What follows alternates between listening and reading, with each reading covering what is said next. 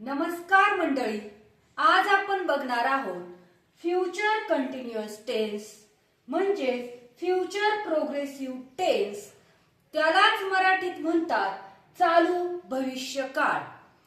आपण आधी बघितलं की present continuous tense, past continuous tense, त्याचप्रमाणे फ्युचर कंटिन्युअस टेन्स अतिशय सोपा आहे।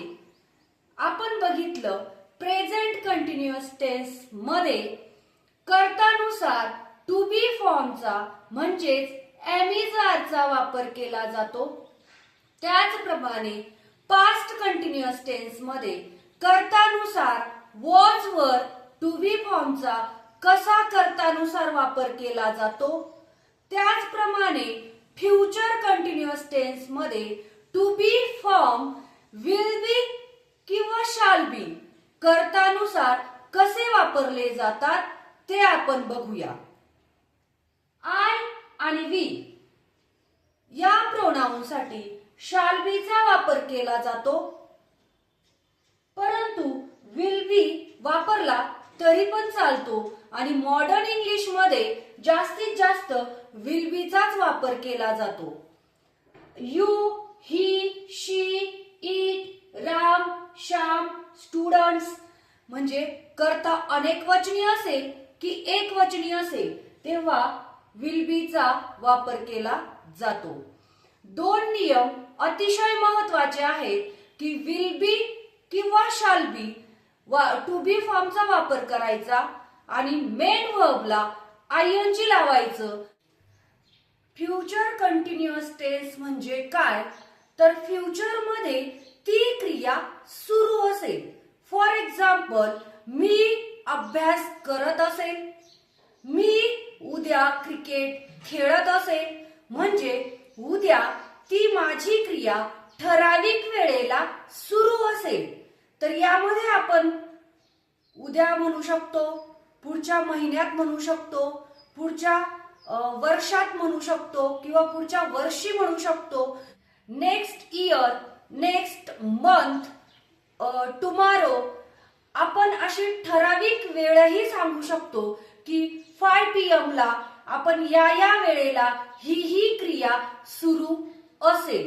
कर्ताची ती क्रिया त्या ठराविक वेळेला सुरू असेल म्हणजे फ्युचर कंटिन्युअस टेन्स, ती क्रिया भविष्यात चालू असेल। तर आपण त्याचे अफर्मेटिव्ह म्हणजेच पॉझिटिव्ह सेंटेन्सेस, निगेटिव्ह सेंटेन्सेस आणि इंटरोगेटिव्ह सेंटेन्सेस बघणार आहोत। मी उद्या शाळेत जात असेल हे अफर्मेटिव्ह पॉझिटिव्ह सेंटेन्स आहे की उद्या ती क्रिया जाण्याची, जी शाळेत जाण्याची क्रिया आहे ती सुरू असेल म्हणजे एखाद्या ठराविक वेळेला भविष्यात ती क्रिया सुरू असेल तेव्हा फ्युचर कंटिन्युअस टेन्स होत असतो। तर वाक्याचा कर्ता आहे मी म्हणजेच आय। आय आणि वी साठी शाल बी वापरला जातो, परंतु विल बी वापरला तरी पण चालतो म्हणजे 2 नंबरला येणार आहे will be.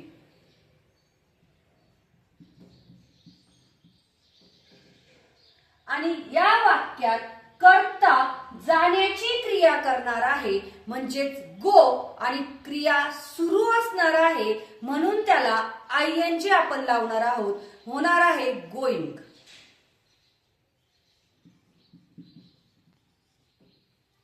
I will be going, मी उद्या जाण आणि कुठे जाण्याची क्रिया होणार आहे शाळेत, to school.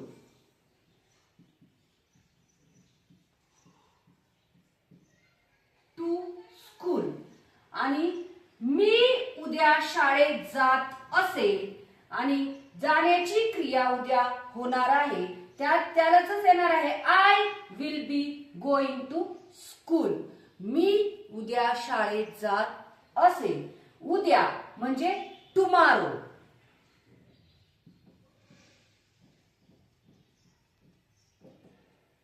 I will be going to school tomorrow केव्हा जाणार आहे उद्या। राजू 5 वाजता क्रिकेट खेळत असे. राजूची जी क्रिकेट खेळण्याची क्रिया आहे ती 5 वाजता सुरू असणार आहे. वाक्याचा कर्ता आहे राजू. नंतर आहे will be. Raju will be आणि या काय करणार आहे तो खेळण्याची प्ले आणि त्याला आयएनजी ती क्रिया सुरू असणार आहे. Playing cricket. क्रिकेट आणि केव्हा 5 वाजता ऍट 5 PM. केव्हा सुरू असणार आहे 5 वाजता. Raju will be playing cricket at 5 PM. 5 PM ला 5 वाजता क्रिकेट खेळण्याची क्रिया सुरू असणार आहे राजूची. तर 1 नंबरला आहे सब्जेक्ट प्लस 2 नंबरला आहे विल बी किंवा शाल बी.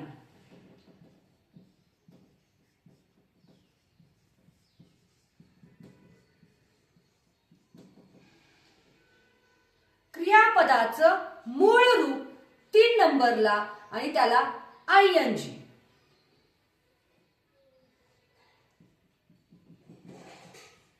त्यालाच V4 म्हणतात. प्लस ऑब्जेक्ट उरलेलं वाक्य. सब्जेक्ट कर्तानुसार शाल बी किंवा विल बी. त्याच्यानंतर फर्स्ट फॉर्म ऑफ वर्ब त्याला आयएनजी त्यालाच V4 म्हणतात आणि प्लस ऑब्जेक्ट उरलेलं वाक्य जॉईन करून द्यायचं. फ्युचर कंटिन्युअस टेन्स मध्ये निगेटिव्ह सेंटेन्सेस कसे बनवायचे ते आपण बघूया. मी उद्या शाळेत जात नसेल. वाक्याचा कर्ता आहे मी म्हणजेच आय. कर्तानुसार शाल किंवा विल आणि विल मोस्टली वापरला जातो म्हणून आपण विल वापरूया. I will. विलच्या नंतर येणार आहे नॉट. मी उद्या शाळेत जात नसेल.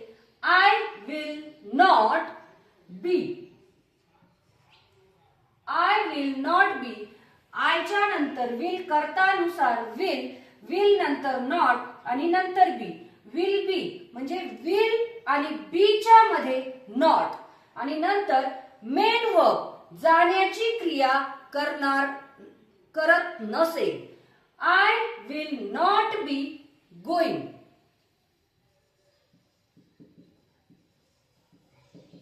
Going to school. स्कूल आणि केव्हा सुरू नसणार आहे उद्या टुमारो.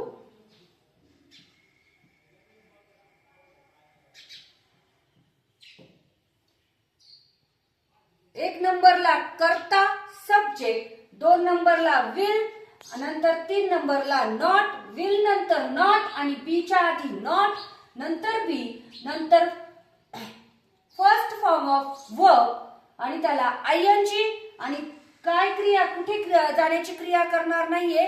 करत नसेल तर स्कूलला आणि केव्हा करत नसेल तर उद्या. राजू 5 वाजता क्रिकेट खेळत नसेल. राजू वाक्याचा कर्ता आहे राजू. राजू विल. राजू कर्तानुसार विल, नंतर विल नंतर येतो नॉट. नॉट नंतर येतो बी,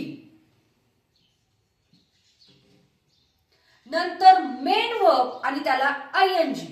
खेळण्याची क्रिया म्हणजे प्लेइंग.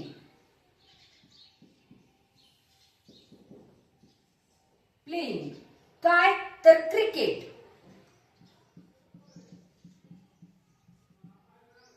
आणि नंतर केव्हा 5 PM. म्हणजे 5 PM.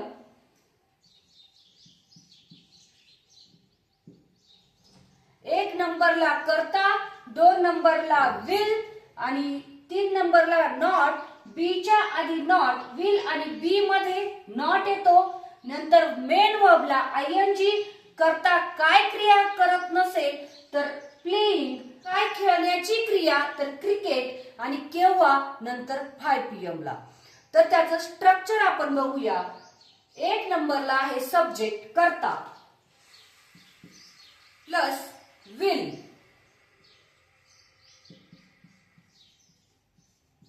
Will not plus B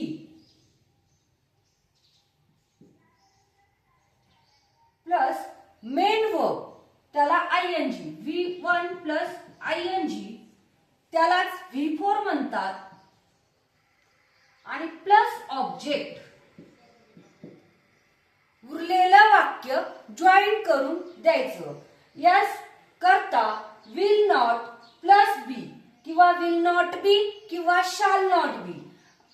first form of verb त्याला आयएनजी त्यालाच म्हणतात V4 आणि नंतर ऑब्जेक्ट. उरलेलं वाक्य जॉईन करायचं. फ्युचर कंटिन्युअस टेन्स मध्ये इंटरोगेटिव्ह सेंटेन्सेस कसे बनवायचे ते आपण बघूया. मी उद्या शाळेत जात असेल का. इंटरोगेटिव्ह सेंटेन्सेस म्हणजे ॲस्नोटाइप क्वेश्चन. फ्युचर टेन्स मध्ये ती क्रिया होत असेल का हा आपण क्वेश्चन करत आहोत आणि त्याचं उत्तर आपल्याला एस और नो मध्ये येतं म्हणून त्याला ॲस्नोटाइप क्वेश्चन सुद्धा म्हणतात. तर वाक्याचा करता मी जरी असेल परंतु इथे प्रश्न फॉर्म होणार आहे, क्वेश्चन फॉर्म होणार आहे म्हणून आपल्याला एक नंबरला घ्यावा लागणार आहे विल.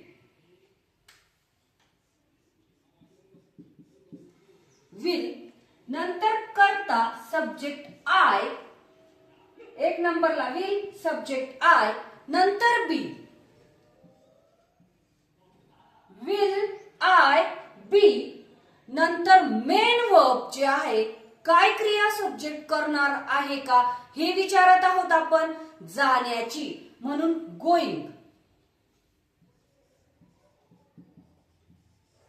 गोइंग कुठे जाण्याची.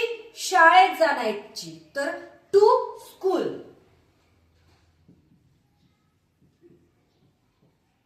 टू स्कूल आणि केव्हा तर उद्या म्हणजेच टुमारो.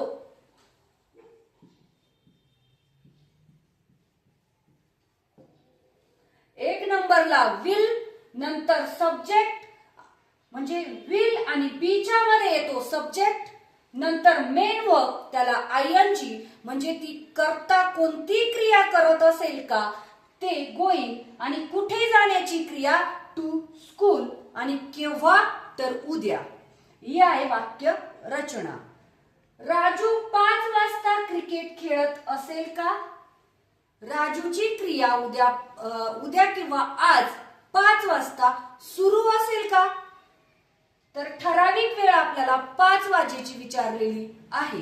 आता करता आहे राजू परंतु एक नंबरला येणार आहे विल. विल नंतर सब्जेक्ट राजू. राजू नंतर येणार आहे बी. विल राजू बी. तर मेन वर्ब आहे प्ले. तो करता खेळण्याची क्रिया करत असेल का तर ती क्रिया म्हणजे प्ले आणि त्याला आयएनजी प्लेइंग.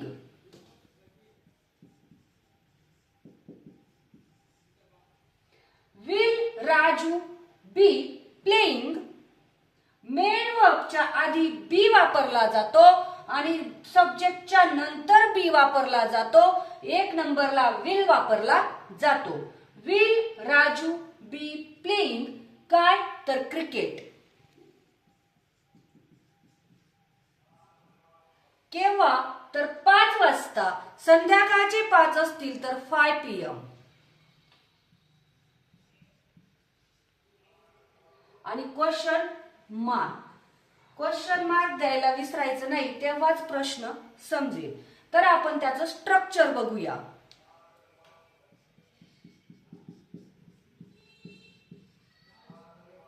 कर्तानुसार 1 नंबरला विल किंवा शाल, 2 नंबरला सब्जेक्ट, 3 नंबरला बी प्लस मेन वर्ब आणि त्याला आयएनजी,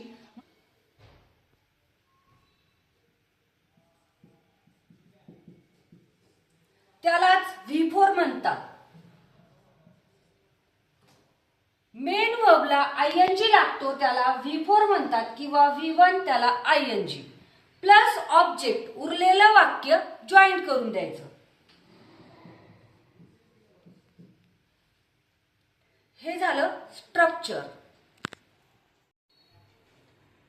मी इंग्लिश शिकत असेल, भविष्यात मी इंग्लिश शिकत असेल, ती क्रिया सुरू असेल, त्याचा क्वेश्चन मी इंग्लिश शिकत असेल का, प्रश्न विचारतोय आपण की ती क्रिया पुढे सुरू असेल का.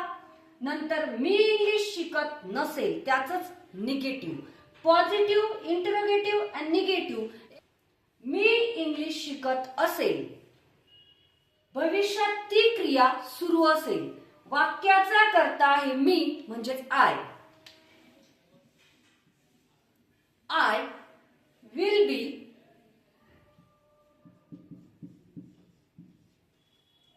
I will be. नंतर शिकण्याची क्रिया सुरू असेल म्हणजेच लर्निंग.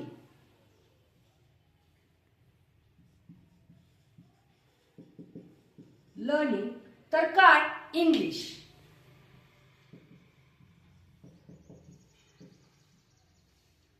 मी इंग्लिश शिकत असेल का, प्रश्न केलेला आहे. ती शिकण्याची क्रिया सुरू असेल का, तर 1 नंबरला येणार आहे. इथे प्रश्न आहे म्हणून विल 1 नंबरला येणार आहे, हेल्पिंग वर्ब. विल नंतर subject I, will I be, will I be शिकत, learning.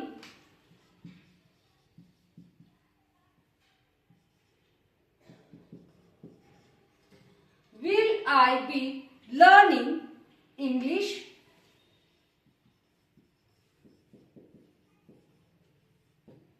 Question mark.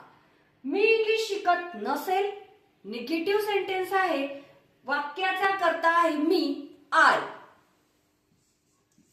I will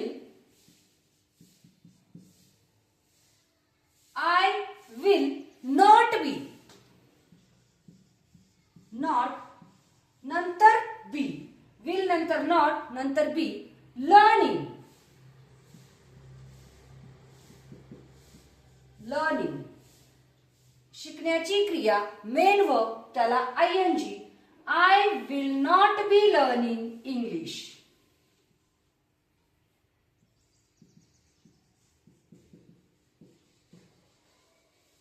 1 नंबरला सब्जेक्ट, 2 नंबरला विल आणि बीच्या मध्ये नॉट, नंतर मेन वर्ब त्याला आयएनजी, नंतर ऑब्जेक्ट.